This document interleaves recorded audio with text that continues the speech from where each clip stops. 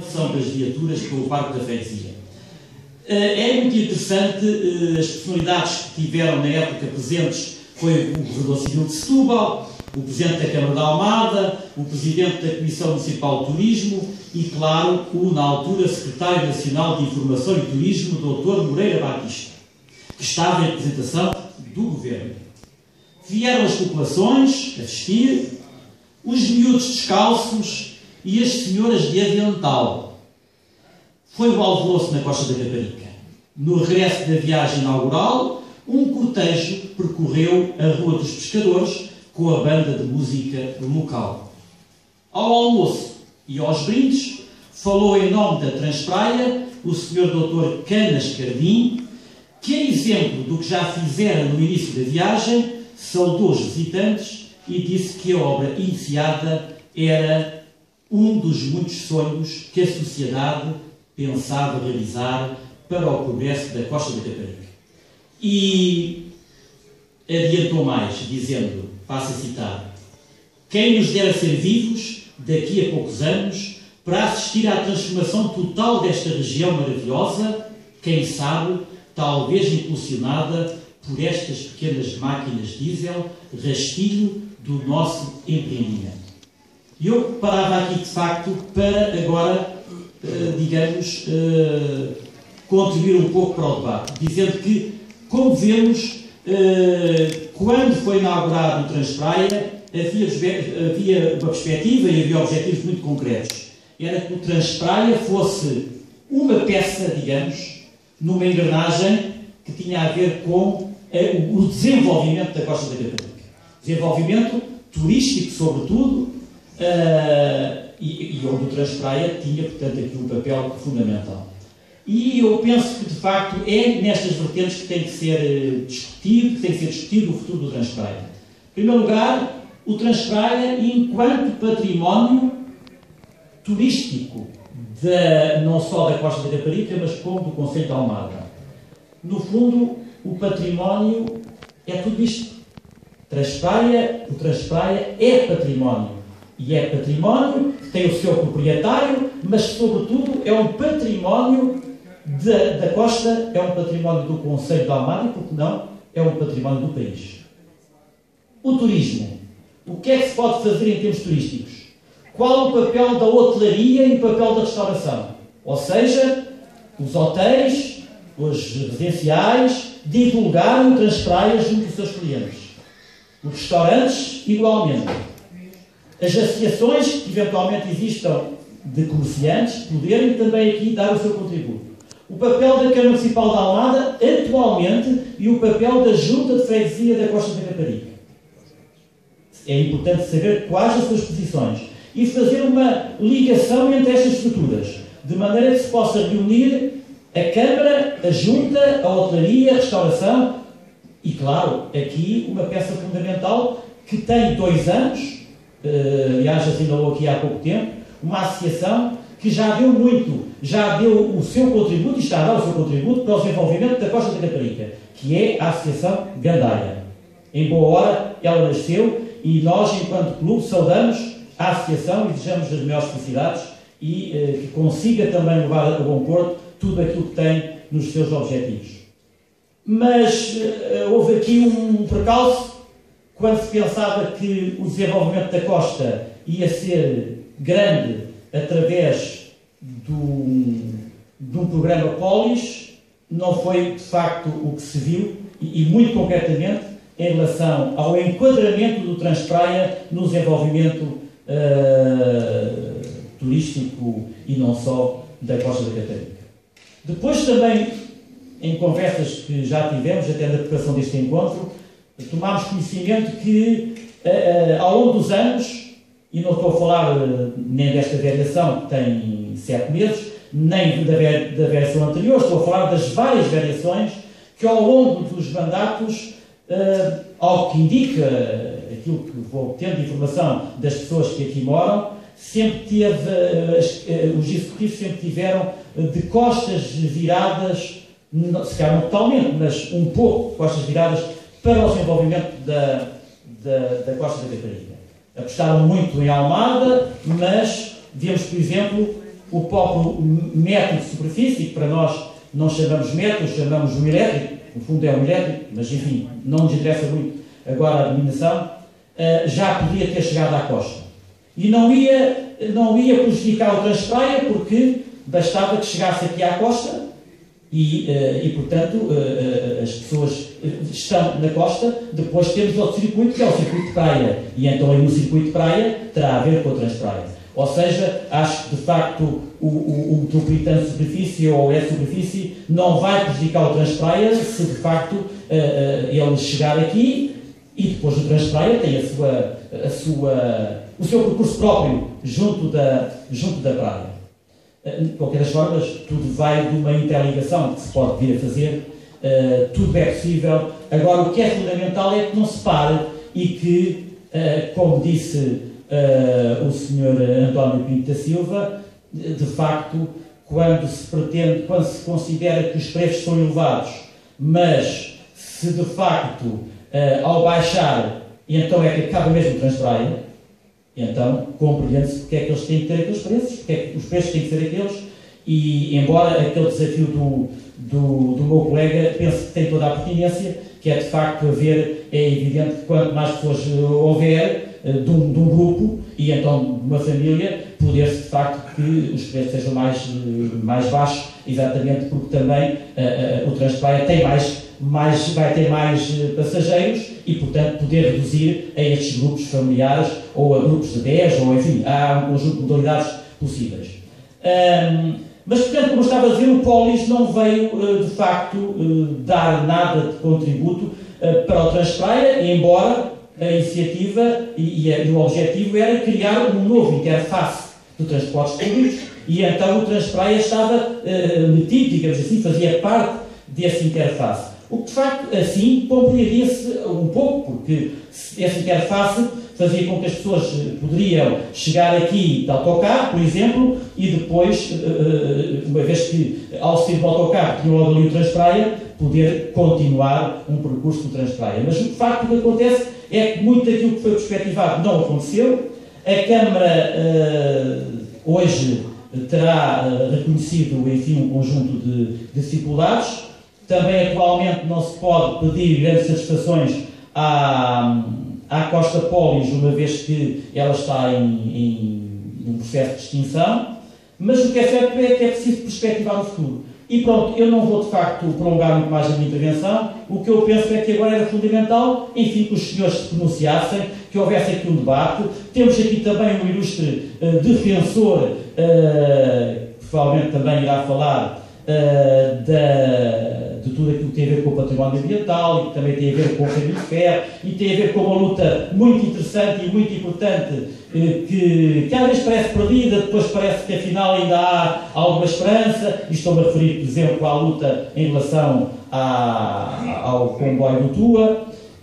Enfim, nós enquanto clube temos também tido agora uma luta, entre aspas, defendendo e perspectivando o futuro do Elétrico de Sintra, que é outro património muito importante e que também, se não tivermos atenção a ele e se não lutarmos e não tomarmos iniciativas, pode também vir a desaparecer. E, enfim, pronto, eu penso que aqui, meus senhores, minhas senhoras, não está a plateia cheia, mas está aqui muita gente que tem com certeza algo a dizer. E já agora, para terminar, 54 anos é muito. E haverá tanta história para contar ao longo destes 54 anos, tantas experiências, tantos testemunhos, que se calhar é importante que num futuro do Transpraia também se possa refletir na publicação de um livro sobre a história dos 54 anos do Transpraia. Muito obrigado.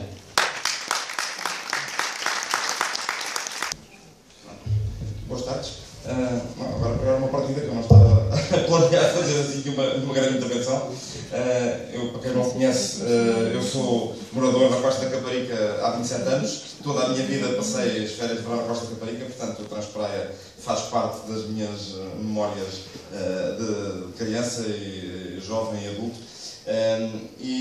Como foi referido aqui pelo orador que me antecedeu, sou, enfim, há muitos anos um defensor do caminho de ferro. Estudei com bastante detalhe as questões do desenvolvimento do Polo da Caparica Enfim, no Pós da Caparica, como em muitas outras coisas em Portugal, temos esta esquizofrenia entre um conjunto de princípios e de intenções excelentes e depois prioridades e medidas de aplicação no terreno que não têm nada a ver com as estratégias ou com os objetivos que foram regionalmente definidos. Eu penso que faz todo o sentido que, para já, eu diria, para começar, se devolva ao Transpraia, ao menos, a centralidade que ele já teve no passado. Portanto, concordo plenamente com aquilo que foi aqui referido.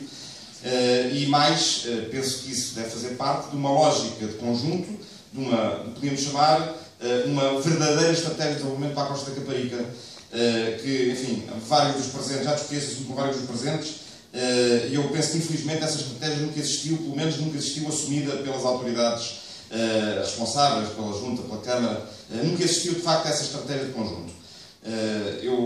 Enfim, como conhecedor e morador da Costa da Caparica há muitos anos, a percepção que eu tenho é que uma estratégia de desenvolvimento para a Costa passa por ser um excelente centro de acolhimento para visitantes, a melhor praia de longe da região de Lisboa, e é, por ser a praia de Lisboa e um centro de acolhimento de visitantes, não pode ser igual a outras instâncias turísticas, a outros fenómenos turísticos. Eu penso que a Costa destaca não só por ter uma excelente praia, mas por estar às portas de Lisboa e ser, de facto, ter uma capacidade de acolhimento interessante, mas também pode ter uma série de outras valências. Por exemplo, em termos de turismo internacional, aquilo para que a Costa não tem uma vocação é para ser um turismo, vamos chamar, um turismo de luxo. Se querem pensar em pôr hotéis 5 estrelas entre um subúrbio e uma praia com uma grande densidade, isso não faz de facto sentido. Mas faz sentido melhorar seriamente as condições de acolhimento. Um dos problemas sérios que nós temos aqui é um problema de mobilidade. A não extensão do método do Tejo à Costa da Caparica, enfim, foi entre várias asneiras que se fez em matéria de mobilidade na área metropolitana de Lisboa, e eu vejo o Transpraia como complementar a uma natural extensão do método do Tejo à Costa da Caparica, que aliás está previsto há muitos anos. Enfim, já estava previsto, inclusive, antes do próprio Pólis da Caparica. E, portanto, eu diria que esta ideia de, ao menos, recentrar o terminal de Transpraia mais próximo do centro da Costa, eu diria que é uma excelente ideia para início de conversa.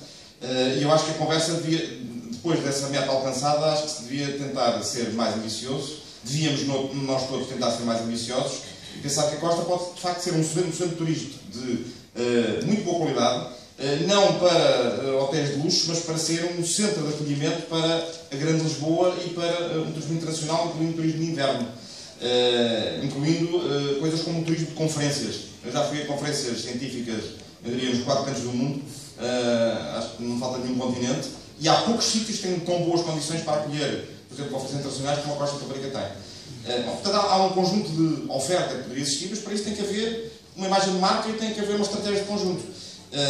E eu diria que este tipo de iniciativa, de evento, pode contribuir significativamente para isso. É com um conjunto de ofertas, vamos chamar, únicas ou privilegiadas, ou que claramente são competitivas em relação a outros sítios, que a Costa poderá ter um desenvolvimento interessante. Não é com parques de campismo que vamos lá, nem com hotéis de 6 estrelas. Não é esse o nosso nicho, não é essa a nossa vocação. Mas temos outras vocações. Uma delas, por exemplo, é termos uma frente de praia de 10 km servida por um Transpraia. Essa pode ser uma das virtudes. E de certeza que é muito melhor ter mais trânsito no Transpraia do que por via automóvel. Uma das formas, penso eu, de melhorar significativamente a qualidade de vida dos habitantes e dos visitantes na Costa é os nossos visitantes não dependerem tanto do automóvel, poderem usar o Transpraia de facto como meio de transporte, que é coisa que neste momento eu diria é impraticável. E, portanto, uma vez conseguida esta meta de o Transpraia voltar ao seu sítio próprio, que é ter a sua origem mais próxima do centro da Costa, valia a pena discutir formas e, possivelmente, aumentar a sua capacidade. Não vou estar agora a entrar em detalhes sobre isso, mas enfim, eu próprio não estudei isso com muita oportunidade, mas eu diria que valia a pena pensar nisto como parte de uma estratégia de mobilidade para a Costa. Melhorar os acessos cicláveis, criar, eu não diria entraves, mas criar, enfim,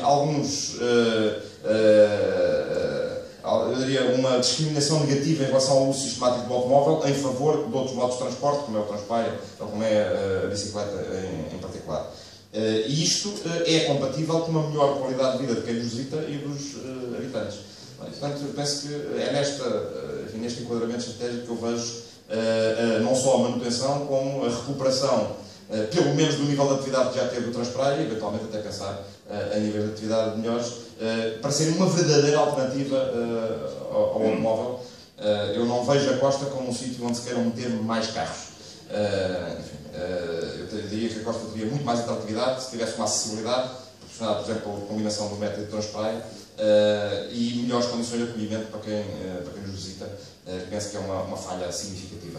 E, portanto, é neste conjunto, nesta lógica de estratégia de desenvolvimento diferente daquilo que tem sido seguido até agora, que eu vejo também prosperar. Tecnologia de engenharia ambiental, não é verdade? Exatamente. E já agora, aproveitava para, já que tenho aqui, ele não pode fugir porque eu estou entre ele e a porta, aproveitava para passar a palavra ao outro professor, ao outro colega nosso, Rui Gonçalves, que foi responsável por aquelas primeiras iniciativas em 2012 de apoio ao Transpraia. Boa tarde. Não fui propriamente o responsável, essa iniciativa de apoio a uma petição da Transpraia, uma série de iniciativas, mas foi uma ideia da Sandra Barros, que me desafiou depois para ajudar na parte da comunicação, daí eu ter dado mais a cara e ter ficado mais associado a isto, mas pronto. Foram umas iniciativas. Fizemos uma petição, demos umas entrevistas, tentar mobilizar as pessoas, mas depois, entretanto, o Transpraia continuou a funcionar e nós, toda aquela movimentação da petição teve um impacto muito maior do que se esperava, inclusivamente. E tínhamos uma petição a correr na internet e outra em papel, e a petição em papel teve um alcance tão grande que nós perdemos o rastro. Pronto. Havia muita gente a fotocopiar os impressos da petição e a espalhá-los por todo o lado, e nós perdemos completamente o rastro à petição, não conseguimos juntar tudo. Neste momento estamos a pensar em lançar a petição, até mesmo porque os responsáveis a quem ia ser apresentada a petição mudaram, são outros agora. O Presidente da Câmara de Almada já é outro, e portanto as coisas têm que ser reformuladas. De qualquer forma, portanto, esta ideia da petição mantém-se na linha do que foi aqui dito, que seria importante para o início de discussão, que era o regresso do Transpraia ao ponto de origem, ao ponto original. Pronto, basicamente aqui voltamos outra vez à mesma situação.